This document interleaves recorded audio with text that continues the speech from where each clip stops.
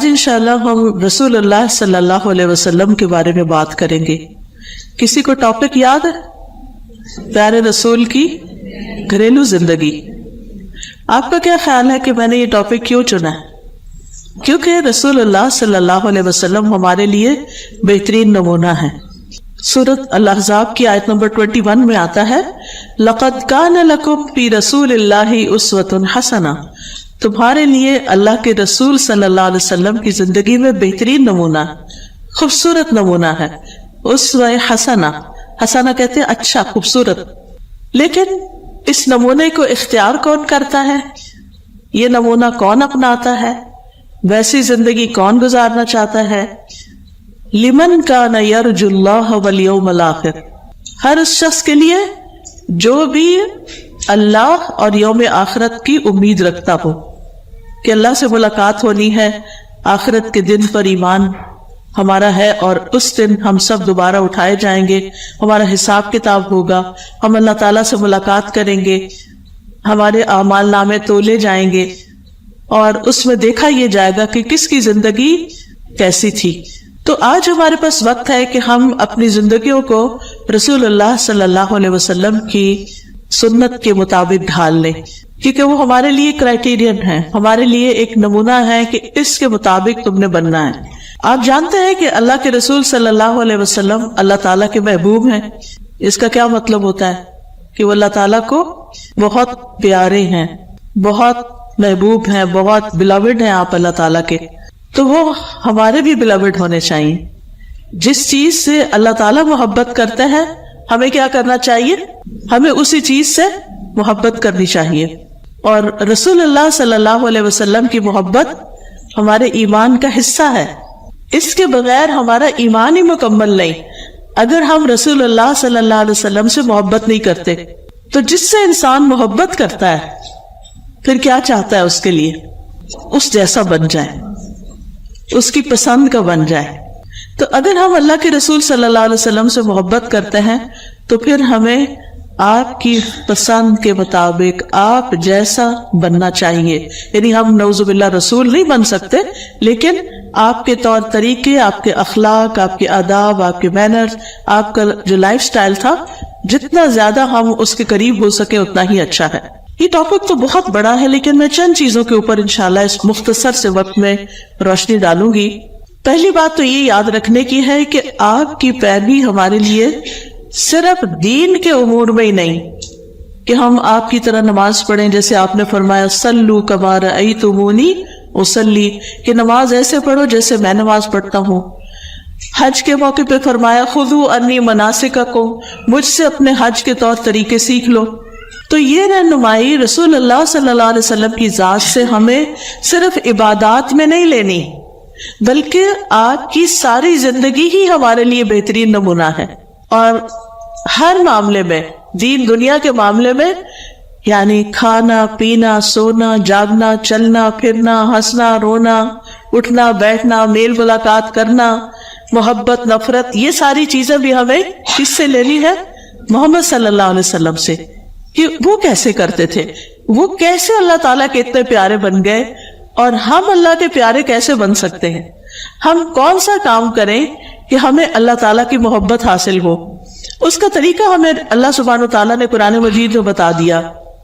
اللہ تعالیٰ فرماتے ہیں قُلْ إِن كُنتُمْ تُحِبُّونَ اللَّهَ فَاتَّبِعُونِي يَحْبِبْكُمُ اللَّهُ وَيَغْفِرْ لَكُمْ ذُنُوبَكُمْ. کہہ دیجئے اگر تم اللہ سے محبت کرتے تو پھر تم کیا کرو؟ میری پیروی کرو، یعنی محمد صلی اللہ علیہ وسلم کو فالو کرو. تمہیں کیا ملے گا؟ یحببکم اللہ، اللہ تم سے محبت کرے گا. وہ انسان کتنا خوش قسمت ہے جس سے اللہ تعالیٰ محبت کرتا. اگر کوئی آ کر آپ کو یہ بتا دے کہ اللہ تعالیٰ آپ سے محبت کرتے ہیں، آپ کا کیا حال ہوگا؟ ہمیں تو کوئی یہ بتا دے کہ کوئی انسان ہم سے محبت کرتا ہے تو ہم تو اسی پہ خوش ہو جاتے ہیں. اچھا کوئی ہم سے محبت کرتا ہے، اور اگر کوئی محبت نہ کرے اپنا پیارا تو ہمارا دل دکھا رہتا ہے کہ بچے پیار نہیں کرتے، ہسبینڈ پیار نہیں کرتے، فلاں نہیں کرتا، فلاں نہیں کرتا، مجھے زندگی میں پیار نہیں ملا، لوگ اس کے لیے ترستے رہتے ہیں. تو یہ تو انسانوں کا پیار ہے. کہاں اللہ سبحانہ تعالیٰ کا پیار، اللہ تعالیٰ کی محبت. تو اس کو پانے کے لیے بہت ضروری ہے کہ ہم محمد صلی اللہ علیہ وسلم کی سیرت کے مطابق، آپ کی سنت کے مطابق اپنی زندگی ڈھال لیں. انشاءاللہ اس کے بعد آپ کو جیسا کہ معلوم ہے، اور یہ میرے خیال ہے کہ فلائر بھی آپ تک پہنچا ہوگا، یہ تجلیات نبوت کے نام سے انشاءاللہ اس کا ایک کورس یہاں کروایا جائے گا. تو یہ سیرت کا کورس ہوگا.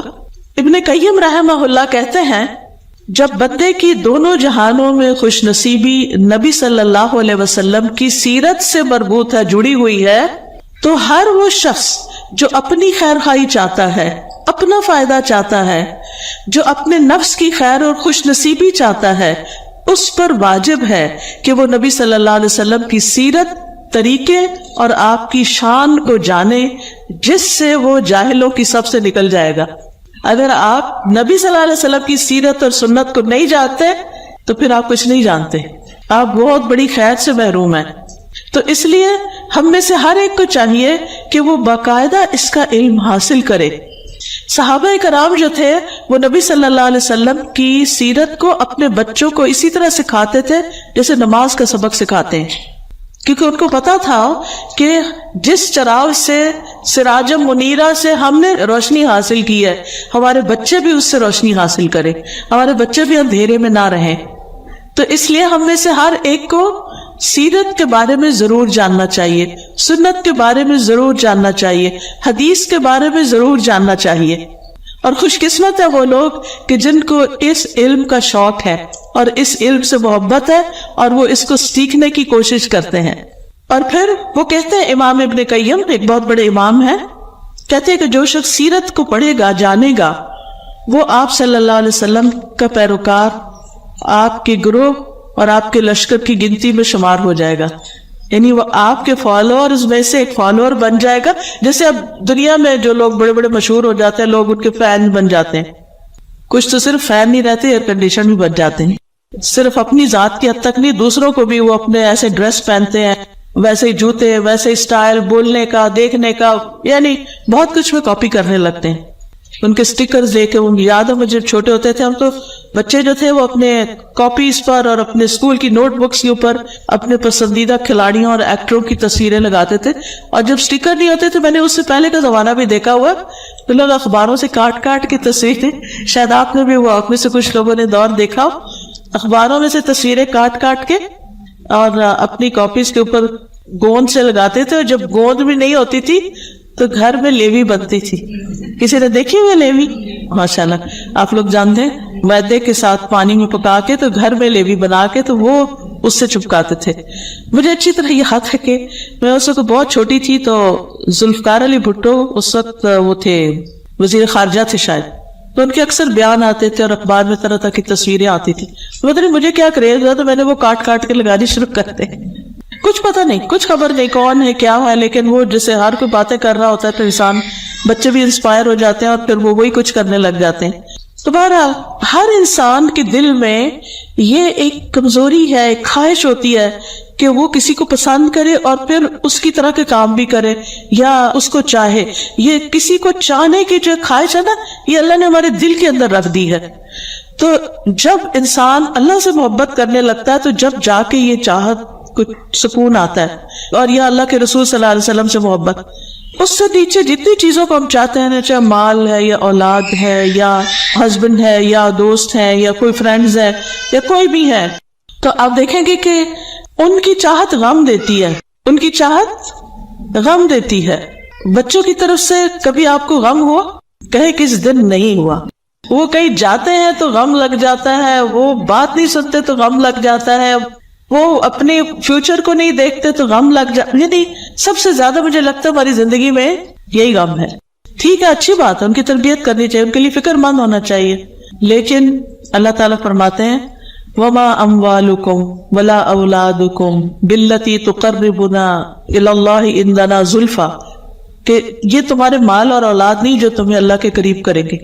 ان کی اپنی زندگی میں ایک جگہ ہے، لیکن اس کے بعد وہ ایک انڈیپینڈنٹ انڈیویجولز ہیں جن کی اپنی بھی زندگی ہے. ہمیں ان کو سپیس دینی چاہیے، ہمیں ان کو ان کی مرضی کے مطابق بھی اگر وہ اللہ کی حدود کے اندر ہے تو جینے دینا چاہیے.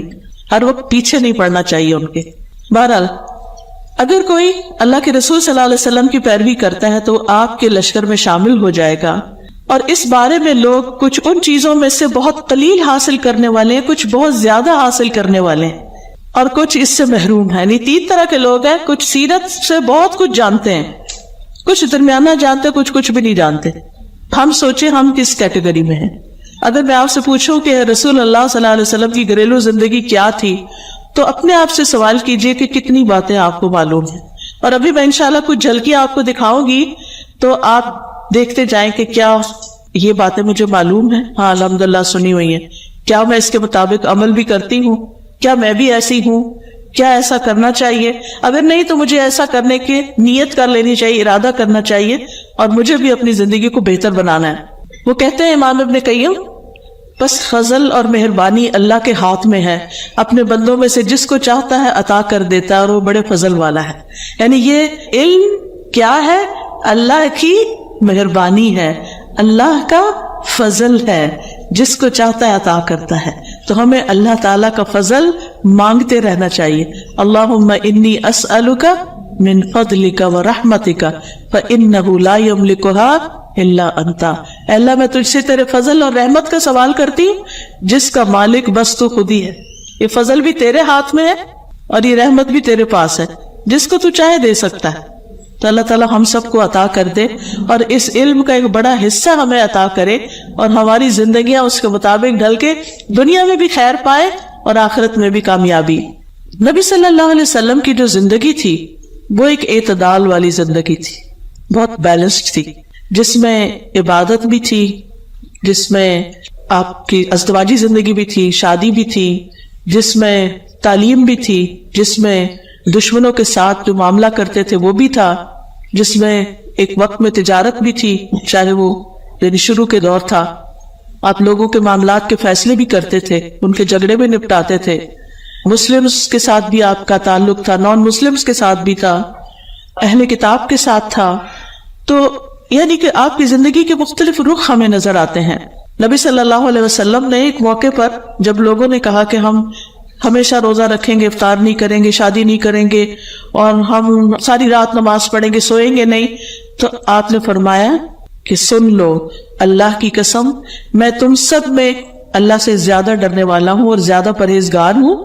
میں روزے رکھتا بھی ہوں اور افطار بھی کرتا ہوں، نفلی روزوں کی بات ہے، نماز پڑھتا ہوں رات کو اور سوتا بھی ہوں، میں نکاح بھی کرتا ہوں، یعنی میں نے شادی بھی کی ہے۔ جس نے میرے طریقے سے بے رغبتی کی، یعنی میرا طریقہ چھوڑ دیا کہ یہ سمجھا کہ شادی نہ کرنا زیادہ نیکی کا کام ہے، یا کھانا پینا کوئی غلط کام ہے، صرف روزہ ہی رکھنا چاہیے، وہ میرے طریقے پر نہیں ہے۔ تو آپ کا طریقہ کیا ہے؟ ایک بیلنسڈ لائف ہے، جس میں اللہ کا حق بھی ہے، بندوں کا حق بھی ہے، نفس کا حق بھی ہے، کیونکہ نفس کے بھی کچھ تقاضے ہوتے ہیں، اس دل کے بھی کچھ تقاضے ہوتے ہیں۔ تو نبی صلی اللہ علیہ وسلم نے ان ساری چیزوں کو ریگولیٹ کیا ہے۔ سب سے پہلے آپ کی گھریلو زندگی میں آپ کے رول کو ایز اے ہسبینڈ میں تھوڑا سا ڈسکرائب کروں گی، اگرچہ وہ ڈائریکٹ خواتین سے متعلق نہیں ہے، لیکن آپ کے بچے بھی ہیں، آپ کے بیٹے بھی ہیں، آپ کے ہسبینڈ بھی ہیں، تو ہو سکتا ہے کہ آپ ان تک ہی خیر لے جانے کا باعث بنے، اور انڈائریکٹلی ہمیں بھی اس سے سیکھنا ہے۔ بحیثیت ہسبینڈ میں نے کیوں شروع کیا؟ کیونکہ گھر کس سے بنتا ہے؟ گھر کب بنتا ہے؟ شادی سے۔ شادی ہوتی ہے دو لوگوں کے بیچ میں، ہسبینڈ اینڈ وائف کے بیچ میں، دو مل کے گھر بناتے ہیں۔ تو اس میں گھر اینٹوں کے ساتھ اور لکڑیوں کے ساتھ ہی نہیں بنتا، بلکہ گھر کس کے ساتھ بنتا ہے؟ انسانوں کے ساتھ، گھر والوں کے ساتھ۔ جب گھر والے ہی اس میں نہ ہو تو وہ گھر کیا گھر ہے؟ اور اگر گھر والوں سے ہمارے ریلیشنز ٹھیک نہیں تو ہم کس گھر میں رہتے ہیں، کہاں رہتے ہیں؟ تو اس لیے یہ ٹاپک بہت اہم ہے، اور اسی وجہ سے میں نے چنا کہ ہم اپنی گھریلو زندگیوں کا جائزہ لیں، کیونکہ ویسٹ میں رہتے ہوئے یہ چیزیں بہت دیکھنے میں آ رہی ہیں کہ ہماری بچیوں کے اندر خاص طور پر اب گھر بنانے کا شوق نہیں رہا، انڈیپینڈنٹ لائف کا شوق ہے کہ ہم پڑھیں، جاب کریں، اپنی مرضی سے اپنے الگ اپارٹمنٹ میں رہیں، ہمیں کوئی پوچھنے والا نہ ہو، ہمیں کوئی کچھ کہنے والا نہ ہو، اور بچوں کی مصیبت تو ہم اپنے ساتھ پہ لے ہی نہیں سکتے۔ ایسے تو نہیں نا زندگی گزرتی، یہ کوئی نیکی تو نہیں ہے نا؟ کیا واقعی یہ نیکی ہے؟ یعنی ہم اتنی اپنی مرضی کی لائف گزارنے کو سمجھے ہم بڑے کامیاب ہیں، اور پھر اگر ہم کسی دنیاوی اعتبار سے کسی بہت بڑے سی او بن گئے ہیں، کچھ بن گئے ہیں، اور ہم سمجھے کہ ہم نے زندگی میں بڑی اچیومنٹ کی ہے، اور اس کے مقابلے میں دوسری بہن نے شادی کی، بچے پیدا کیے، ان کو پالا، ان کو سی او بنا دیا، وہ کہتے ہیں اس نے کیا کیا؟ اس نے شاید اپنے اوپر ظلم کیا۔ نہیں، ظلم نہیں کیا، اس نے جو کچھ کیا ہے نا، جو دنیا میں ایک نسل کو تیار کیا ہے، یا پھر یہ ہے کہ اللہ تعالیٰ کے بتائے ہوئے فطری طریقے کے مطابق اس نے زندگی بسر کی ہے، اس نے اپنی دنیا بھی بنا لی اور آخرت بھی بنا لی۔ اور آپ اپنی صرف دنیا ہی بناتے جا رہے ہیں، یہ کب تک؟ صرف اس وقت تک جب تک آپ دنیا میں، یہ جب تک آپ جوان ہیں۔ یہ سب جوانی کی مستی ہے، جب اس وقت جوانی ختم ہو جائے گی پھر آپ کو سہارے کی ضرورت پڑے گی۔ اور اگر جوانی میں آپ نے ریلیشنز نہیں بنائے نا، تو بڑھاپے میں ریلیشنز نہیں بنتے ہوتے۔ میاں بیوی کے بیچ میں بھی اگر جوانی میں انڈرسٹینڈنگ ڈیولپ، شروع میں ٹیدنگ پیریڈ ہوتا ہے، انڈرسٹینڈنگ ڈیولپ ہو جائے تو لیٹر لائف میں جب بچے پیدا ہونے کے بعد بڑے کر کے وہ اپنے اڑ جاتے ہیں کہیں، تو پھر دونوں ایک دوسرے کا سہارا بنتے ہیں، اور دونوں کو ایک دوسرے کی ضرورت ہوتی ہے۔ اسی لیے اللہ تعالیٰ نے اس رشتے کو مودت اور رحمت کا رشتہ کہا ہے، کہ اس میں ابتدا میں محبت ہوتی ہے اور پھر آگے جا کے پھر رحمت، ایک دوسرے کا خیال رکھتے ہیں۔ ذرا سا سر درد ہو جائے، ذرا سا شوگر ہائی ہو جائے، ذرا سا بلڈ پریشر ہائی ہو جائے تو سارے کام چھوڑ چھاڑ کے پاس بیٹھ جاتے ہیں کہ آپ ٹھیک تو ہیں نا، آپ ٹھیک تو ہیں۔ اور یہی چیز ایک محبت پیدا کرتی ہے نا آپس میں، کہ ایک دوسرے کی کیئر کرنا۔ تو بہرحال رسول اللہ صلی اللہ علیہ وسلم اپنے گھر والوں کے لیے سب سے زیادہ بہترین تھے۔ نبی صلی اللہ علیہ وسلم نے فرمایا، سنن ابن ماجہ کی روایت ہے، تم میں سب سے بہتر وہ ہے جو اپنے گھر والوں کے لیے بہتر ہو۔ یہ سب سے اچھے انسان کا کرائیٹیریا بتایا جا رہا ہے۔ یہ نہیں کہا جو ساری رات نماز پڑھتا ہو اور جو سارا دن روزہ رکھتا ہو وہ سب سے بہترین ہے تم میں، یہ نہیں کہا۔ اپنے فرائض ادا کرنے کے بعد سب سے بہترین وہ ہے جو اپنے گھر والوں کے لیے اچھا ہو، اور تم سب کی نسبت، یعنی تم سب سے زیادہ میں اپنے گھر والوں کے لیے بہتر ہوں۔ آج ہم میں سے کون ہے جو یہ کہے کہ میں اپنے گھر والوں کے لیے سب سے بہتر ہوں، سب سے اچھا سلوک میں اپنے گھر والوں سے کرتا ہوں؟ ہم اکثر یہ دیکھنے میں آئے، لوگ اپنے فرینڈز کے ساتھ اتنا ہنسی مذاق کریں گے، اتنے خوش ہوں گے، ان کو کھلائیں گے، پلائیں گے، ان کو کھانے پہ لے جائیں گے، کافی پہ لے جائیں گے، ادھر لے جائیں گے، ادھر لے جائیں گے، جو ہی گھر آئیں گے لڑائی شروع کر دیں گے۔ ساری خوشیاں وہاں بانٹ کے گھر میں خالی داخل ہوئے، اور پھر بیوی سے یا جو بھی بہن بھائی جس کے ساتھ بھی رہتے ہیں ان کے ساتھ موڈ آف کر کے بیٹھ گئے۔ یہ کیوں؟ چھوٹی سی بات پکڑ لی، یہ کیوں نہیں ہوا، وہ کیوں نہیں ہوا۔ اللہ کی نظر میں آپ کون ہیں پھر؟ سب سے بہتر۔ اللہ کی نظر میں آپ بہتر ہیں کہ آپ باہر بھی اچھا کر کے آئے، لیکن گھر آ کے آپ اس سے بھی اچھے بن گئے۔ یہ کرائیٹیریا رکھیں۔ آپ اپنے ورک پلیس پہ ہیں، آپ اپنے کالج میں ہیں، اسکول میں ہیں، کہیں ورک پہ ہیں، وہاں آپ لوگوں سے اچھا معاملہ کرتے ہیں، سب آپ کو بہت پسند کرتے ہیں کہ آپ بڑے اچھے اخلاق کے انسان ہیں، لیکن جو ہی گھر میں انٹر ہو تو آپ کی امی کے میرا بچہ تو سب سے زیادہ میرا فرما بردار ہے۔ ابو عبداللہ الجدلی کہتے ہیں، میں نے عائشہ رضی اللہ تعالی عنہا سے کہا کہ رسول اللہ صلی اللہ علیہ وسلم کا اپنے گھر والوں کے ساتھ کیسا اخلاق تھا؟ لوگ گھر والوں سے پوچھتے ہیں نا کہ یہ باہر تو اتنے اچھے ہوتے ہیں، اندر کیسے ہیں؟ انہوں نے بتایا کہ وہ تمام لوگوں میں سب سے زیادہ اچھے اخلاق والے ہیں۔ آپ کوئی بےہودہ کام یا فحش گفتگو نہیں کرتے تھے، یعنی کوئی گالی گلوچ نہیں، کوئی لڑائی جھگڑا نہیں، نہ ہی بازاروں میں شور کرنے والے تھے، نہ برائی کا بدلہ برائی سے دیتے تھے، بلکہ معاف کر دیتے اور درگزر کرتے تھے۔ یہ آپ کا گھر والوں کے ساتھ رویہ تھا۔ عمرو بن عاص کہتے ہیں، میں نے آپ سے پوچھا آپ کو سب سے زیادہ محبت کس سے ہے؟ یعنی نبی صلی اللہ علیہ وسلم سے یہ سوال کیا گیا۔ فرمایا عائشہ سے۔ میں نے کہا مردوں میں سے؟ کہا اس کے والد سے۔ آج کوئی ہے جو یہ کہے کہ مجھے سب سے زیادہ محبت اپنی بیوی سے ہے؟ اگر ہو بھی تو نہیں کہیں گے، کیونکہ اس کو کیا سمجھتے ہیں وہ؟ مردانگی کے خلاف۔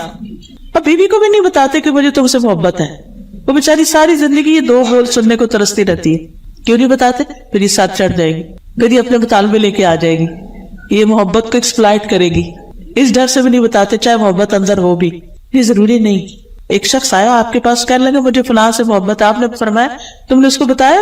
کہا نہیں۔ کہا جاؤ بتاؤ اس کو، کیونکہ جس سے محبت ہوتی ہے نا اس سے ہماری ایکسپیکٹیشنز ہوتی ہیں کہ یہ بھی ہم سے محبت کرے، اور اگر ہم بتاتے ہی نہیں ہیں کہ آپ مجھے اچھے لگتے ہیں تو وہ بھی جواب میں آپ کو نہیں کبھی بھی بتائیں گے کہ آپ بھی ان کو اچھا لگتے ہیں، تو پھر شیطان بدگمانیاں ڈالنا شروع کر دے گا۔ پھر اسی طرح حضرت عائشہ کہتی ہے کہ میں نے نبی صلی اللہ علیہ وسلم کی ازواج میں سے کسی پر رشک نہیں کیا سوائے حضرت خدیجہ کے، اور میں نے خدیجہ کو نہیں پایا، نہیں انہوں نے حضرت خدیجہ کو نہیں دیکھا تھا، وہ تو مکہ میں ہی فوت ہو گئی تھی، کہ رسول اللہ صلی اللہ علیہ وسلم جب بکری ذبح کرتے تھے تو آپ فرماتے تھے اس کا گوشت خدیجہ کی سہیلیوں کو بھیج دو. اتنی کیئر، صرف بیوی کو نہیں کھلانا، بیوی کی دوستوں تک بھی چیز جائے. آج اگر کوئی عورت 2 کے 1 بنا لے تو سوال پیدا ہو جاتا ہے یہ دوسرا کس کے لیے.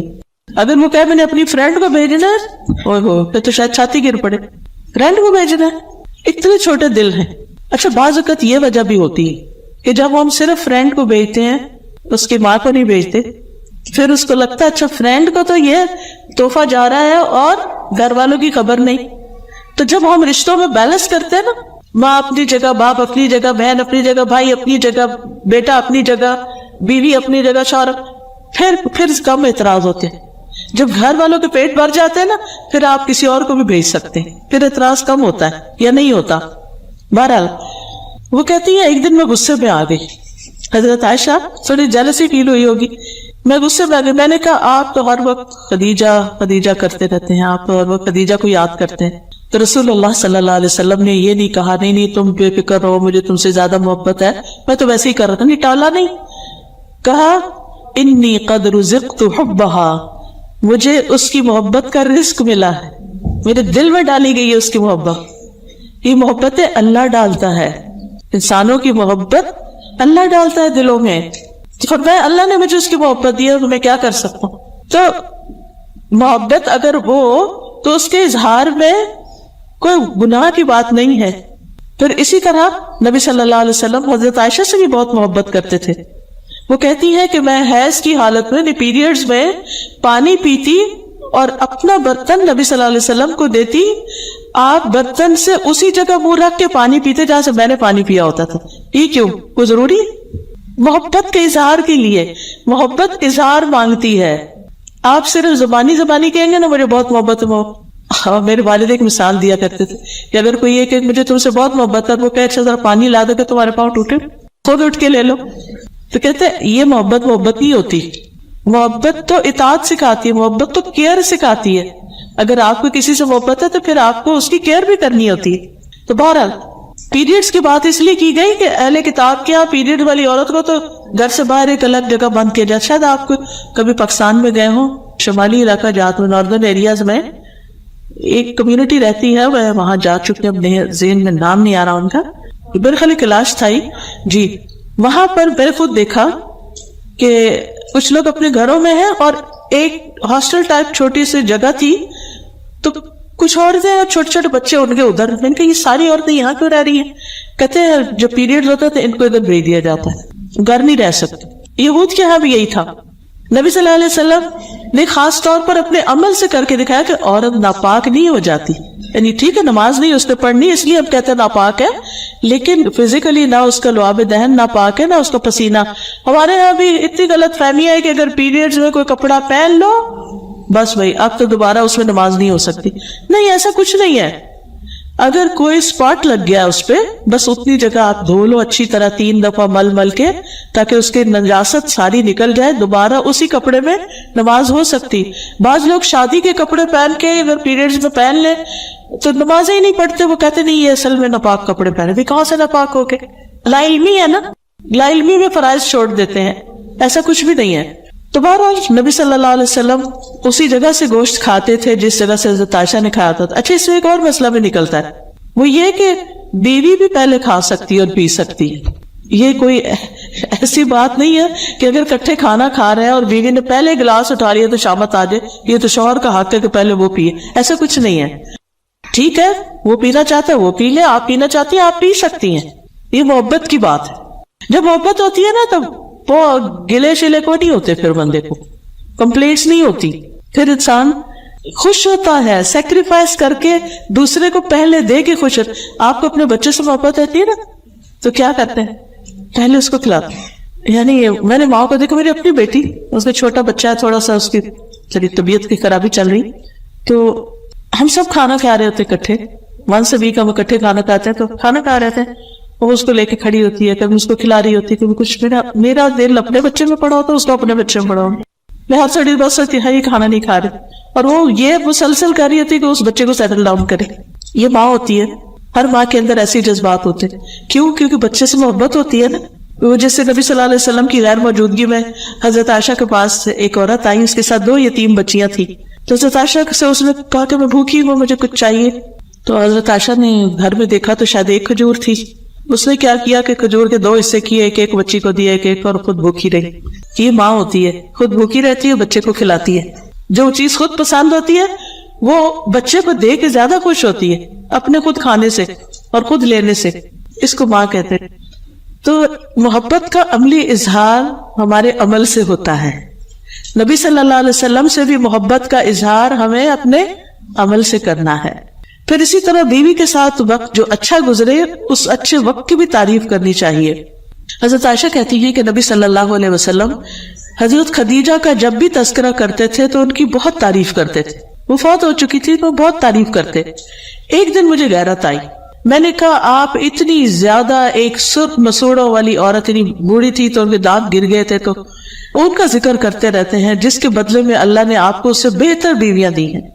آپ نے فرمایا اللہ نے مجھے اس کے بدلے میں اس سے بہتر کوئی بیوی نہیں دی. یہ سنسیریٹی ہوتی ہے نا. وہ فوت ہو چکی ہیں, وہ سامنے نہیں ہے, مگر آپ پھر بھی ان کی محبت کا ذکر کریں. کیوں محبت اتنی کرتے تھے؟ آپ نے فرمایا وہ مجھ پر اس وقت ایمان لائی جب لوگ کفر کر رہے تھے, وہ میری اس وقت تصدیق کی جب لوگ میری تکذیب کے مجھے جھٹلا رہے تھے, اپنے مال سے میری ہمدردی اس وقت کی جب لوگوں نے مجھے اس سے دور رکھا, اور اللہ عز و جل نے مجھے اس سے اولاد عطا فرمائی جبکہ میری دوسری بیویوں سے میری اولاد نہیں ہوئی. تو آپ نے محبت کی ساری وجوہات بھی بتا دی.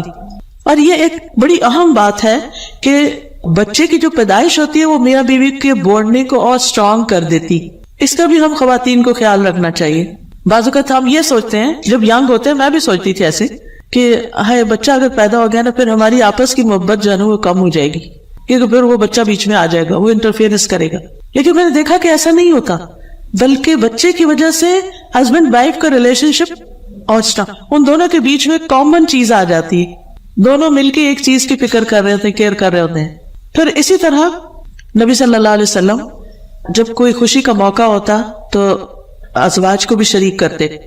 حضرت عائشہ کہتی ہے کہ ایک دفعہ عید کے دن رسول اللہ صلی اللہ علیہ وسلم کے سامنے کچھ حبشی کرتب دکھا رہے تھے, کوئی کھیل کا مظاہرہ کر رہے تھے. میں نبی صلی اللہ علیہ وسلم کے کندھے پر سر رکھ کر انہیں جھانک کے دیکھنے لگ گئی. نہیں آپ آگے کھڑے تھے, آپ کے پیچھے کندھے پہ جسے ایسے رکھ کے ٹیک لگا کے تو دیکھنے لگ گئی. آپ نے اپنے کندھے میرے لیے جھکا دیے. آپ کا قد بڑا ہوگا اور ان کا ذرا چھوٹا ہوگا یا جیسے بھی, میں آپ کے کندھوں پر انہیں دیکھتی رہی, یعنی اسٹیک لگا کے دیکھتی رہی. جب میرا دل بھر گیا تو واپس آ گئی. اب یہ ہسبینڈ کا فیسیلیٹیٹ کرنا ہے. اگر یہاں ہسبینڈ کا رول سمجھ آ رہا ہے, لیکن بعض اوقات وائس ورسا بھی ہوتا ہے نا, ہمیں کوئی سپورٹ دینی ہوتی ہے. بعض اوقات کوئی گھر میں بیمار ہو سکتا ہے. مجھے یاد ہے میرے والد جب بہت ایج ان کی ہو گئی تھی تو پھر وہ چل نہیں پاتے تھے, تو ان کے لیے ہر چیز بستر پر ہی ان کو کھانا دینا سب کچھ کرنا ہوتا تھا. میری والدہ کی ایج ان سے کافی چھوٹی تھی, لیکن پھر بھی امی بھی ایک ایج پہ آ کے تو اتنی اسٹرانگ نہیں رہی تھی, لیکن پھر بھی وہ ان کے پاس ہر چیز ان کی کرتی تھی اور ہر لحاظ سے انہوں نے اپنی ساری ایکٹیویٹی ختم کر دی. چھوٹے بچے کی طرح سارا کچھ امی کا ابا جی کے ارد گرد وہ ہو گیا تھا. اب اگر یہ محبت نہ ہو, کیئر نہ ہو, تو انسان کہتا ہے کہ اب میں یہاں سے بھاگنے کا کوئی رستہ نکالوں, اب مجھ پہ لائبلٹی آ گئی, یا کہیں جا کے جمع کراؤں کہ کوئی اور دیکھے. تو یہ محبت ہوتی ہے رشتوں کے بیچ میں, اور اللہ کی خاطر جو محبت ہوتی ہے کہ اس کا ریوارڈ اللہ سے ہمیں ملے گا, تو یہ بہت سے کام آسان کر دیتی. پھر نبی صلی اللہ علیہ وسلم سے حضرت عائشہ بھی بہت چھوٹی تھی تو وہ ان کی دلچسپیوں کا خیال رکھتے تھے. حضرت عائشہ کہتی ہے کہ وہ ایک سفر میں نبی صلی اللہ علیہ وسلم کے ساتھ تھی. میں نے آپ کے ساتھ پیدل دوڑ لگائی اور میں جیت گئی. پھر کچھ عرصے بعد میرا جسم بھاری ہو گیا, میں نے پھر آپ کے ساتھ دوڑ لگائی, اس مرتبہ آپ جیت گئے. آپ نے فرمایا آج کی جیت پچھلی ہار کا بدلہ ہے. آج آپ دیکھیے کہ ہسبینڈ سے بس ٹائم ہی نہیں کہ ایسی کوئی دوڑ لگائے یا واک, ایون واک پہ جانے کا وقت نہیں ہوتا اکٹھے, کیونکہ ہوتا ہی ہے نا کہ انسان گھریلو ذمہ داریوں اور بہت ساری چیزوں سے جب فارغ ہوتا ہے تو پھر دونوں کو اکٹھے ٹائم سپینڈ کرنے کا بھی کچھ موقع مل جاتا ہے. اس کو بھی انسان اگر ایک سنت سمجھ کے کرے. آپ میں سے کتنی خواتین نے اپنے ہسبینڈ کے ساتھ دوڑ لگائی ہوئی ہے؟ وہ بس فیو ہینڈز کھڑے ہیں. واک نہیں, دوڑ. ہاں آپ دوڑ لگا کے دیکھیں. ہم نا رسول اللہ صلی اللہ علیہ وسلم کے تقدس کے بارے میں، چونکہ ہم آپ کا نام آتا ہے، درود شریف پڑھتے ہیں، آپ کی عزت کرتے ہیں، ہم سوچ بھی نہیں سکتے کہ اچھا آپ دوڑ بھی لگا سکتے ہیں، اور وہ بھی اپنی وائف کے ساتھ. یہ بھی سنت ہے، یہ بھی زندگی گزارنے کا ایک طریقہ ہے. ہماری زندگیوں سے خوشیاں ہی ختم ہو گئی، اکٹھے ٹائم سپینڈ کرنا ہی ختم ہو گیا. ایک دوسرے کو ٹائم دینا ہے کہ وقت ہے ہی نہیں. ساری دنیا کے لیے وقت ہے، بیوی کے لیے وقت نہیں، تو پھر گھریلو زندگی کیسے خوشگوار ہو سکتی ہے؟ تو گھر والوں کا حق ہوتا ہے انہیں ٹائم دینا ہوتا ہے. پھر اسی طرح تحفہ دینا. شریح کہتے ہیں میں نے حضرت عائشہ سے صحرا اور بیابان میں زندگی گزارنے کے بارے میں پوچھا تو انہوں نے کہا کہ رسول اللہ صلی اللہ علیہ وسلم ٹیلوں پر جایا کرتے تھے، یعنی دور نکل کے جاتے تھے. آپ نے ایک بار صحرا میں جانے کا، ڈیزرٹ میں جانے کا ارادہ کیا تو میرے پاس صدقے کے اونٹوں میں سے ایک اونٹ بھیجا جس پر سواری نہیں ہوئی تھی، اور مجھ سے فرمایا عائشہ اس کے ساتھ نرمی کرنا، کیونکہ جس چیز میں بھی نرمی ہوتی ہے وہ اس سے عمدہ اور خوبصورت بنا دیتی ہے، اور جس چیز سے بھی نرمی چھین لی جائے وہ اس کو ابدار کر دیتی ہے. یعنی نبی صلی اللہ علیہ وسلم نے حضرت عائشہ کو تحفہ دیا کس چیز کا؟ اس وقت کی کار کا، اونٹس کا. اونٹ سواری کے لیے ہوتا ہے نا، ٹھیک ہے. تو آج آپ دیکھیں الحمدللہ بہت سے ہسبینڈ اپنی وائف کو جب وہ ٹیسٹ پاس کر لیتی ہیں ڈرائیونگ مشکل سے تو پھر تحفے میں گاڑی دیتے ہیں. تو یہ بھی ایک کیا ہے؟ سنت ہے، ثواب کا کام ہے. اور ایسے تحفے دے کے جتانے نہیں چاہیے. اور کیا کروں تمہارے لیے، گاڑی بھی تمہیں لے دی، اب تم خود جاؤ خود کرو. نہیں، تحفہ دے کے کبھی کسی کو احساس نہ دلائیں کہ میں نے تمہیں تحفہ دیا، بلکہ شکر کریں اس نے قبول کیا ہے. خوشی اس کی ہوتی ہے نا کہ قبول کر لیتا ہے. پھر اسی طرح آپ گھر والوں کے آرام کا بھی خیال رکھیں. حضرت عائشہ فرماتی ہیں کہ میرے پاس نبی صلی اللہ علیہ وسلم میری باری کی رات میں تھے. آپ نے کروٹ لی اور اپنی چادر اوڑھ لی اور جوتے اتارے اور ان کو اپنے پاؤں کے پاس رکھ دیا. کہاں سوتے تھے؟ نیچے، ٹھیک ہے. اور اپنی چادر کا کنارہ اپنے بستر پر بچھایا اور لیٹ گئے، اور آپ اتنی ہی دیر ٹھہرے کہ آپ نے گمان کر لیا کہ میں سو چکی ہوں. پھر آپ نے آہستہ سے اپنی چادر اوڑھی، آہستہ سے جوتا پہنا، آہستہ سے دروازہ کھولا، باہر نکلا، آہستہ سے دروازہ بند کیا. اتنی دفعہ آہستہ لفظ آیا، آہستہ آہستہ آہستہ آہستہ. ہم صبح سویرے تہجد پڑھنے کے لیے کیا کرتے؟ اتنا زور کا الارم لگائیں گے کہ سارا گھر جاگ اٹھے، کیونکہ ہمیں نہیں جاگ کھلتی تو اس لیے لگانا ہی ہے نا. تو ایسا طریقہ اختیار کرے، اللہ تعالیٰ سے دعا کر کے اللہ تعالیٰ آنکھ کھل جائے. اور پھر جب بیڈ سے اٹھے تو آرام سے، اگر گھر میں دوسرا واش روم ہے تو بیڈ روم کا واش روم نہیں یوز کرے، چپکے سے باہر نکلے، چپکے سے. اور اگر کوئی کچن ساتھ ہے یا کوئی اور چیز ساتھ ہے تو دروازہ آرام سے بند کر کے پھر کوئی کام کرے. کیونکہ ہمارے مشکل یہ ہے نا، کتنی مشینیں گھر میں چل رہی ہوتی ہیں. کافی بنانی ہے اگر صبح تو مشین چلے گی، اور اگر کوئی اور اسی طرح کا اگر ڈش واشر چلانا ہے یا واشنگ مشین چلانا، ہر چیز کا شور ہے گھر میں. تو جب ہسبینڈ آرام کر رہا ہو تو اس ٹائم پر یہ کام نہ شروع کر دیں، اس کے لیے ٹائم مینجمنٹ کرے، کوئی اور ٹائم نکالیں. کیونکہ ہم سوچتے ہیں پھر میں کیا کروں، میرے پاس بھی یہی ٹائم ہے اور میرے پاس اور کوئی ٹائم نہیں ہے، مجھے صبح برتن چاہیے، مجھے تو چاہیے، میں تو لگانا ہے. ضد نہیں کرنی. اچھا سوچے اچھا اور کون سا وقت ہو سکتا ہے جب یہ گھر پہ نہ ہو، جب یہ ڈسٹرب نہ ہو. یہاں تو نبی صلی اللہ علیہ وسلم بیوی کا خیال کر رہے ہیں، تو کیا بیوی کے لیے لازم نہیں ہے کہ وہ ہسبینڈ کا خیال کرے؟ دونوں طرف. دیکھیے ایک بات یاد رکھیے، کوئی ریلیشن شپ ون سائیڈڈ نہیں ہوتا، دو طرف سے معاملہ ہوا کرتا ہے. اور انتظار نہ کیا کرے کہ پہل کوئی اور کرے. کیا کرنا چاہیے؟ خود کر لیں. جو چیز آپ چاہتے ہیں نا دوسرا آپ کے ساتھ کرے وہ آپ کر لیں. اچھا بعض اوقات کچھ لوگ اس کو بھی ایکسپٹ نہیں کرتے، کچھ سخت دل لوگ ہوتے ہیں. اگر آپ ان سے یہ بھی پوچھنا پانی پینا تو تمہیں ہر وقت یہ پوچھنے کی عادت ہے پانی پینا ہے پانی پینا. کیونکہ ہمیں یہ ہوتا ہے نا آج کل پیاس وغیرہ کم لگتی ہے تو ڈاکٹر کہتے ہیں 8 گلاس پانی پیو، یہ کرو وہ کرو. تو پھر ہم دیکھتے ہیں پانی کوئی نہیں پیا ہسبینڈ نے، تو پھر ہم کہتے ہیں آپ کو پانی پینا ہے آپ پانی پیئیں. وہ اس کو بھی مائنڈ کر جاتے ہیں. پھر تو ایک تو طریقہ سوچا آپ ان سے ہی پوچھتے ہیں. اچھا پھر میں کیسے کہوں، آپ مجھے بتا دیں، میں ویسے ہی آپ کی خدمت سے حاضر ہو جاؤں. لیکن آپ کو یاد دہانی میں بعض اوقات کہتی ہوں مجھے اچھا تو نہیں لگ رہا لیکن وہ ڈاکٹر نے کہا تھا نا یہ کرنا ہے، تو پھر کچھ نہیں کہتے، ٹھیک ہے ہاں تم صحیح کہہ رہی. تو کبھی کہتا ہے اچھا تم نے یاد کرا دینا تھا نا، تم نے کہہ دینا تھا نا. نہیں اس وقت جب کوئی کھا رہا ہو اس وقت نہیں کہتے کہ میٹھا نہیں کھانا کیونکہ شوگر آئی ہو جائے. کیونکہ وہ کسی کے منہ سے نوالا چھین دے نا وہ بڑا تکلیف دہ ہوتا ہے. ایسی چیزوں سے بھی بچنا چاہیے. سامنے نہ رکھیں, یہ بہت اچھی ٹپ ہے, سامنے نہ رکھیں, خود سامنے بیٹھ کے نہ کھائیں. یعنی کچھ چیزیں پہ سیکریفائس ساتھ چلنے کے لیے کرنی پڑتی ہے نا, تب ریلیشن شپ اچھے ہوتے ہیں. بہت سی خواتین شکایت کرتی, وہ ہمارے ہسبینڈ تو نماز پڑھنے کو بھی مائنڈ کرتے ہیں, ان کو تو میری نماز بھی اچھی نہیں لگتی. یہ نہیں بتاتی کیوں نہیں اچھی لگتی, مسئلہ کیا ہے. کئی خواتین کیا کرتی ہیں, ادھر سے ہسبینڈ کے آنے کا وقت ہونے جلدی سے نماز شروع کر دی, ان کے آنے سے پہلے پڑھ لوں اور آنے پر بھی ختم نہیں کرتی, نہ سلام نہ ویلکم نہ کچھ. تو پھر نتیجہ کیا نکلتا ہے, وہ چپ کر کے پھر دیکھیں گے ہاں نماز پڑھ رہے ہیں, پھر نماز پڑھ رہے ہیں, پھر نماز پڑھ رہے ہیں. ہاں اگر آپ کو پتا ہے کہ اس وقت وہ نہیں تو جو مرضی کریں, لیکن بعض اوقات اچانک بھی ایسے ہو جاتا ہے, آپ کو نہیں پتا تھا اس وقت کوئی آئے گا, آپ شروع کر دیتے ہیں. لیکن اپنی طرف سے کوشش کریں کہ ایسی چیزیں کم ہوں. اور اسی طرح بعض اوقات ہم کو ذکر کر رہے ہوتے ہیں, کوئی وظیفہ کر رہے ہوتے ہیں, اتنے میں آ جاتے ہیں وہ فجر پڑھ کے سلام کرتے ہیں, کیا کہتے ہیں چپ, اسمائل تو دے دے کم از کم, چپ کرا رہے اسمائل ہی دے دے, اسمائل دے کے پھر اس کے بعد روک لے وظیفہ تھوڑا سا, اس سے کچھ فرق نہیں پڑتا.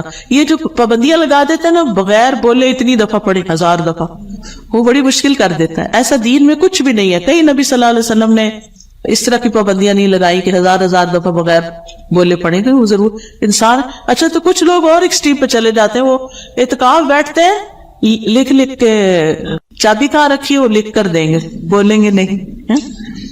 تو نیچرل رہیں, نیچرل. اچھا پھر اسی طرح ایک دفعہ سفر کے موقع پر آپ صلی اللہ علیہ وسلم اپنی ازواج کے پاس تشریف لائے. اونٹ ہانکنے والا اونٹوں کو تیز تیز چلا رہا تھا, بڑی ریش ڈرائیونگ کر رہا تھا. اس کا نام انجشا تھا. آپ نے فرمایا انجشا تیری خرابی ہو, اونٹوں کو آہستہ چلاؤ, نازک آبگینے سوار ہیں, کرسٹلز ہیں, ڈیلیکیٹ کرسٹلز ہیں, تم اتنی دھکے لگا لگا کے اونٹوں کو بھگا رہے ہو. اوپر آپ کو پتا نا اونٹ کی پھر اگر اونٹ بھاگے تو پھر اوپر بیٹھنے والے کا حال کیا ہوگا, اس کا انجر پنجر ڈھیلا پڑ جائے گا ہے. تو آپ نے اس کا بھی خیال رکھا کہ دیکھو ان کو تکلیف نہ پہنچے, یہ کیئر ہے نا. پھر اسی طرح حضرت انس کہتے ہیں میں نے دیکھا کہ رسول اللہ صلی اللہ علیہ وسلم حضرت صفیہ کی وجہ سے اپنے پیچھے اونٹ کی کوہان کے ارد گرد اپنی عبا سے پردہ کیے ہوئے تھے, یعنی کور کیے ہوئے تھے ان کو.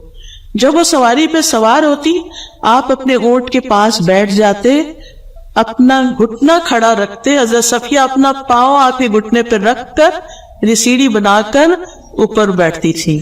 سبحان اللہ. یعنی اور یہ کوئی عام انسان نہیں ہے, یہ اللہ کے رسول ہیں جن پر اللہ تعالیٰ درود بھیجتے ہیں, ان کی تعریف کرتے ہیں ملائے اعلیٰ میں, جن پر فرشتے درود بھیجتے ہیں, جن پر درود بھیجنا ہمارے لیے لازم کر دیا گیا ہے. یہ اللہ کے رسول ہیں صلی اللہ علیہ وسلم. یہ اپنی بیوی کو سوار کرنے کے لیے اپنا گھٹنا آگے کر رہے کہ اس پہ پاؤں رکھ کے چڑھ جاؤ, آسانی دینے کے لیے. اور آپ کو پتا ہے حضرت صفیہ کون ہے؟ پتا ہے نا, کتنے لوگوں کو پتا ہے؟ یہودی کی بیٹی تھی جو آپ کا بہت دشمن تھا, لیکن یہ مسلمان ہو گئی. جنگ میں پکڑی نہیں آئی تھی نا, پھر ان کو آزادی ملی, پھر نبی صلی اللہ علیہ وسلم نے ان سے نکاح کیا. ورنہ آپ سوچتے اس عورت کا باپ تو ایسا ویسا تھا. جیسے افسوس کے ساتھ کہنا پڑتا ہے, بعض مردوں کی نیچر ہوتی ہے کہ بیوی کو ماں باپ کے تانے دیتے رہتے ہیں مرد, سمجھ نہیں آتی کیوں, ان کا کیا قصور ہے, ان کو بھی بیچ میں لگیج لیتے ہیں. انہوں نے پیدا کر کے پال کے جوان کر کے آپ کو دیا ہے تحفہ اور آپ اس کی یہ قدر کر رہے ہیں, کتنی ناشکری کی بات ہے. پھر اسی طرح بیوی کی مشکلات میں آپ ساتھ دیتے تھے.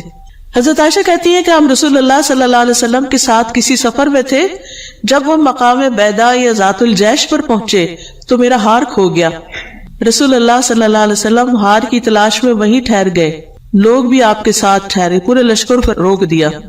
اگر آپ 2-4 فیملیز مل کے جا رہی ہیں اور آپ کی کوئی چیز کھو جائے اور آپ سب کو روک دے تو پھر کیا ہوگا. اور کیا ہوا, وہاں پانی نہیں تھا, لوگوں کی نماز جا رہی تھی. حضرت ابوبکر کو لوگ کہہ رہے تھے دیکھیں آپ کی بیٹی نے کیا کیا, ان کو غصہ آیا, وہ آئے حضرت عائشہ کے خیمے میں.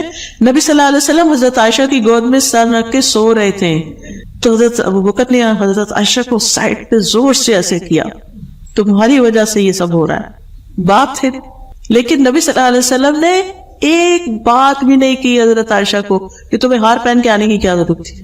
اور وہ بھی ایک روایت میں آتا انہوں نے کسی سے ادھارا لیا تھا.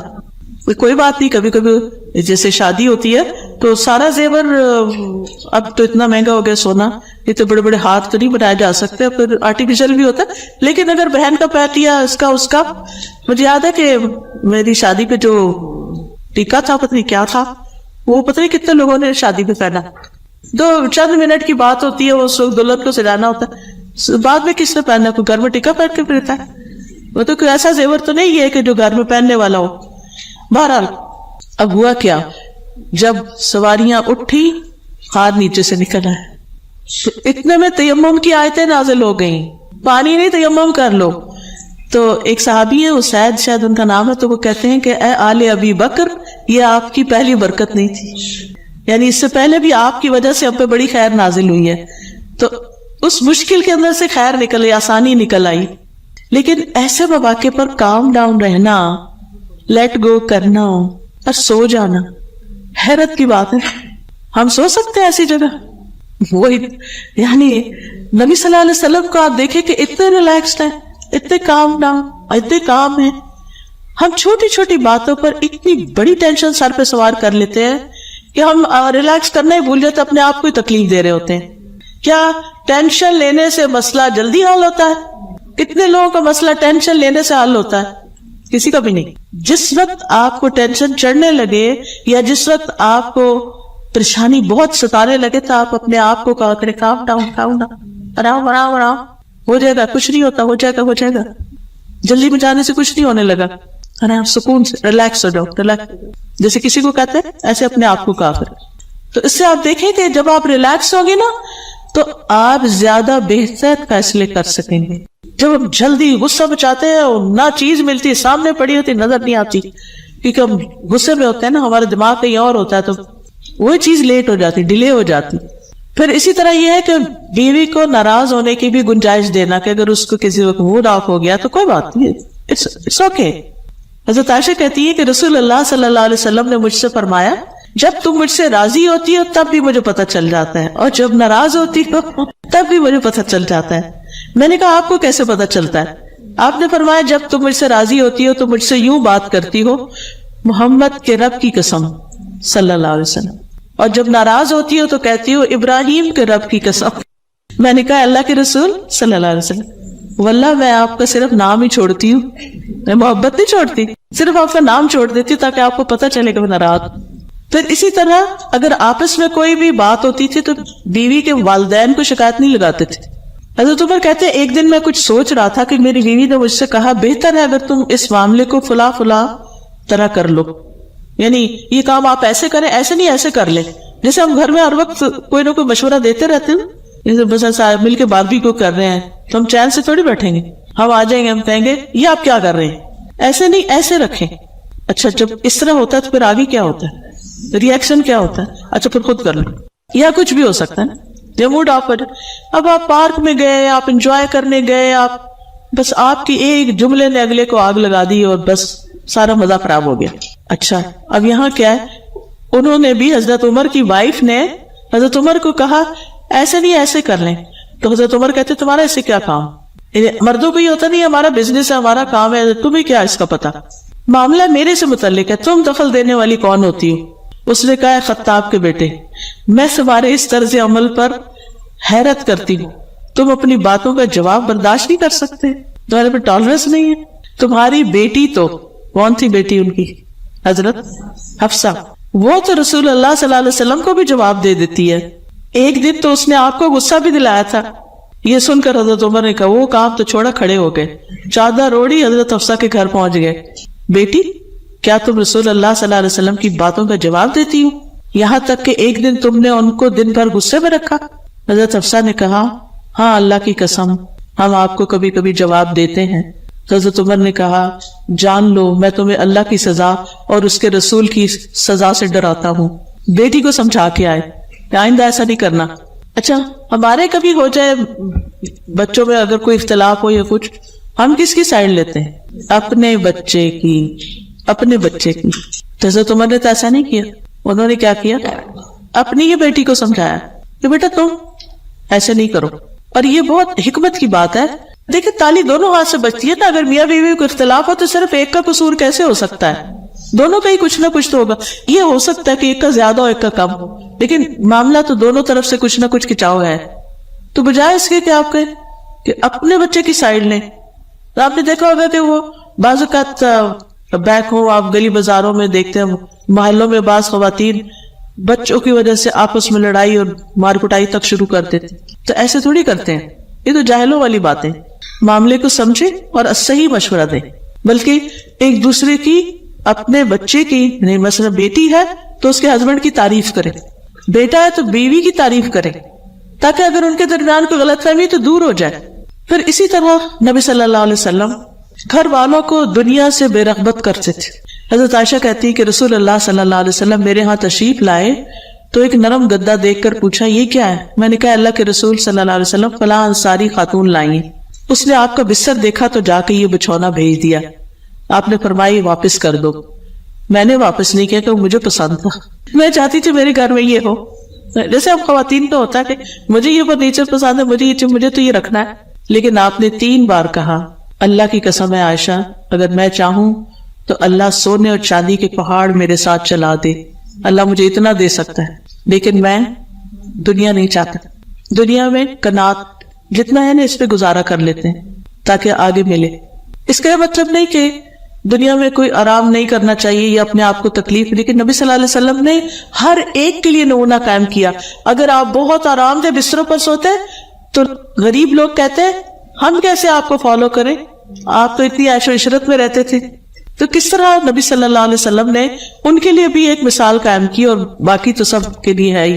اچھا, ہم گھر والوں سے اپنی محبت کیا سمجھتے ہیں کہ دنیا جہان کی عیش و عشرت ان کے لیے لا کے رکھ دیں ان کے قدموں میں. بچوں سے محبت کا اظہار کیسے کرتے ہیں؟ ان کی پسند کے جوتے, ان کی پسند کے کپڑے, چاہے چیزیں گھر میں بھری پڑی ہیں وہ پھر کہیں گے پھر لے آئیں گے. پھر ہم زیادہ دینے کو محبت سمجھتے ہیں اور محبت کی وجہ سے ہی دیتے ہیں. لیکن نبی صلی اللہ علیہ وسلم نے ایک سٹینڈرڈ معیار قائم کیا, بس یہاں تک. پھر اسی طرح کھانے پینے میں قناعت کی عادت.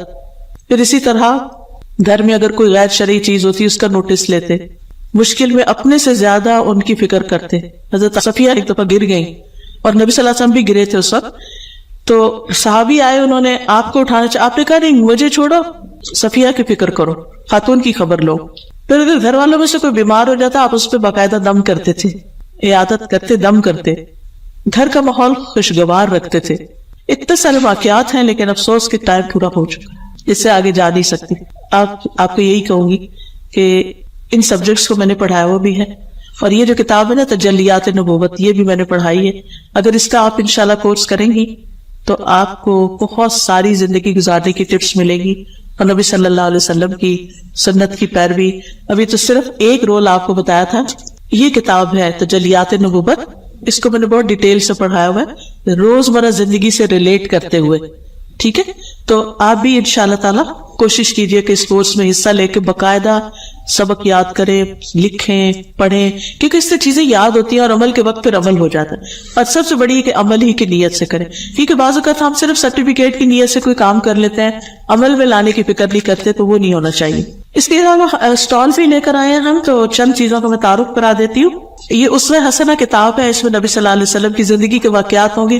چھوٹی سی کتاب اگر لے کے رکھ لینا آپ, تو ایک ایک قصہ بھی اگر آپ پڑھتے رہیں تو. پھر اسی طرح جادو, حقیقت اور علاج. بہت سے لوگ اس وہم کا شکار رہتے ہیں.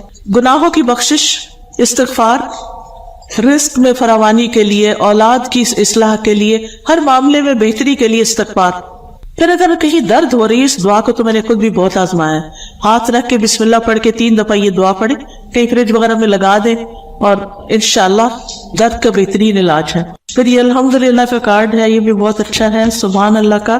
اپنے بچوں کو اللہ کے نام اور ان کی مطلب بتائیں. ایک ایک نام لے کے بھی 2 دن میں 1 نام 3 تو یاد کرا دیں, کیونکہ جو اللہ کے نام یاد کرے گا وہ کیا ہوگا, دخل الجنہ. پھر یہ لا الہ الا اللہ کی کیا فضیلت ہے, اس پہ کارڈ ہے. پھر اگر کبھی بہت انگزائٹی اور گھبراہٹ ہو رہی ہو تو یہ آیات ہے قرآن مجید کی, ان کو آیات سکینت کہتے ہیں, یہ آپ پڑھ سکتے ہیں. پھر آج ہر شخص قرضے میں جکڑا ہوا پریشان ہے, تو قرض کی ادائیگی کے لیے کارڈ ہے, یہ دعائیں ہیں. آپ اپنے ایک باسکٹ بنا سکتے ہیں, میں نے تو اپنے سائٹ پر اپنے نماز کی جگہ کے ساتھ رکھی ہوئی ہے, کہ اس میں پھر ضرورت کے مطابق جو دعائیں پڑھنی ہوں وہ کارڈ نکالا اور پڑھ لی، اور پھر یاد بھی کرتے رہے. کچھ لوگوں کا حافظہ اچھا ہوتا ہے، جلدی یاد کر لیتے ہیں، اب کچھ لوگ نہیں کر سکتے. اور پھر یہ رزق میں کشادگی کی دعائیں ہیں، اگر آپ رزق کی طرف سے پریشان ہیں، زندگی میں آسانی کے لیے دعائیں ہیں. پھر نظر بد کی اکثر لوگوں کو رہتے نظر لگی، اس کے علاج کی دعا ہے. پھر استغفار کی برکت پہ کتاب بھی ہے، اور شکر گزار بننے کے فائدے کیا ہیں، یہ بھی بہت خوبصورت کتاب ہے. پھر نیک لوگوں کے ساتھ کی دعا ہے کہ ہماری کمپنی اچھی ہو، کیونکہ اس سے انسان کو نیکی کرنا آسان ہوتی ہے. پھر یہ کہ جیسے والدین فوت ہو چکے ہیں یا کوئی اور رشتہ دار، تو ان کی بخشش کی دعا. اور پھر اسی طرح یہ نیک اولاد کے لیے دعائیں ہیں کہ اگر بچہ پیدا ہونا ہے تو ماں کو یہ پڑھنی چاہیے. یہ نماز کے اذکار جو ہے نا، نماز کے بعد کی دعائیں، ان سے ٹرانسلیشن. پھر اگر کوئی بیمار ہو تو یہ رقیہ ہے، یعنی آیات جو ہیں رقیہ شریعہ کی اور دعائیں وہ ہیں، اس کو اول سے آخر تک پڑھ کے آپ خود بھی دم کر سکتے ہیں. اور یہ استخارے کے بارے میں، استخارے کی دعا ہے. تو یہ آپ کے گھر میں چیزیں ہونی چاہیے تاکہ جس وقت آپ کو ایسی کسی چیز کی ضرورت پڑے، اور اسی طرح آپ دوسروں کو بھی تحفے کے طور پہ دے سکتے ہیں. تو ایسی چیزیں لینا بھی ثواب، دینا بھی آگے لوگوں کو ثواب. کہ صدقہ جاریہ کے کاموں میں سے اللہ تعالیٰ ہمیں عمل کی توفیق عطا فرمائے. وآخر دعوانا ان الحمد للہ رب العالمین.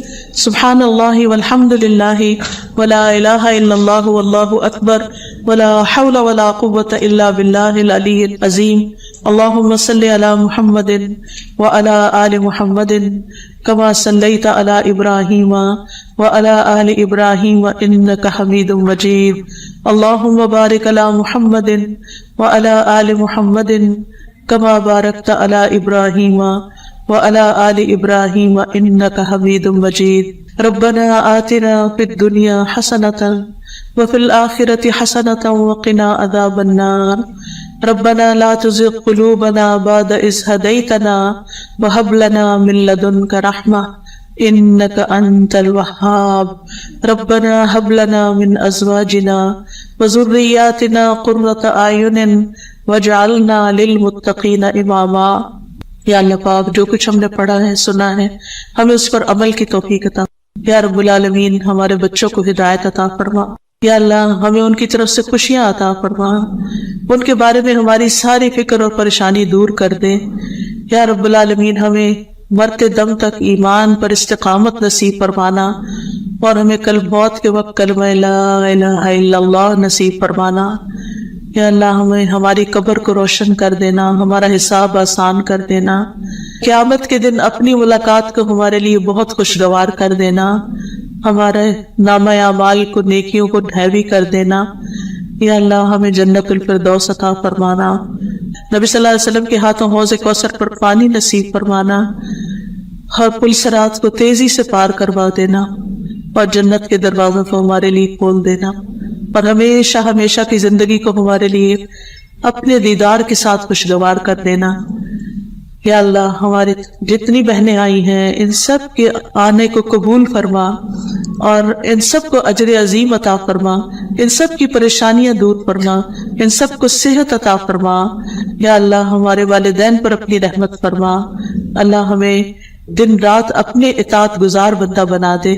ربنا تقبل منا انک انت السمیع العلیم وتب علینا انک انت التواب الرحیم. یا اللہ، اس مسجد کو دن دگنی رات چگنی ترقی عطا فرما. یا رب العالمین، ہم سب ان مسجدوں کو آباد کرنے والے ہوں، ہماری نسلیں ان مسجدوں کو آباد کرنے والی ہوں. یا رب العالمین، جو بھی اس کا انتظام کر رہے ہیں انہیں اس کی بہترین جزائے خیر عطا فرما. ربنا تقبل منا انک انت السمیع العلیم وتب علینا انک انت التواب الرحیم. وصلی اللہ تعالی علی خیر خلقہ محمد وعلی آلہ واصحابہ واہل بیتہ اجمعین برحمتک یا ارحم الراحمین. چھوٹی سی چیز مجھے یاد آئی ہے دعا کرتے ہوئے کہ جب کبھی آپ کسی بھی مسجد میں جائیں نا تو اس میں ضرور کچھ نہ کچھ ڈال کے آیا کریں، چاہے $1، چند پینس، 5، 10، 20، 50، جو آپ کا دل کرے. کوئی بھی مسجد کہیں بھی جائیں. کیوں؟ اس لیے کہ مسجدوں کو آباد کرنا.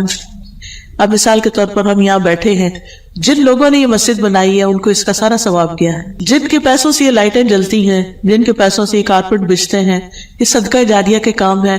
ہم دنیا سے چلے بھی جائیں تو بعد میں یہ چیزیں استعمال ہوتی رہیں گی تو کیا ہوگا؟ ثواب ہی ثواب ہے. ٹھیک ہے؟ اللہ تعالیٰ ہم سب کو توفیق عطا فرمائے. السلام علیکم ورحمۃ اللہ وبرکاتہ.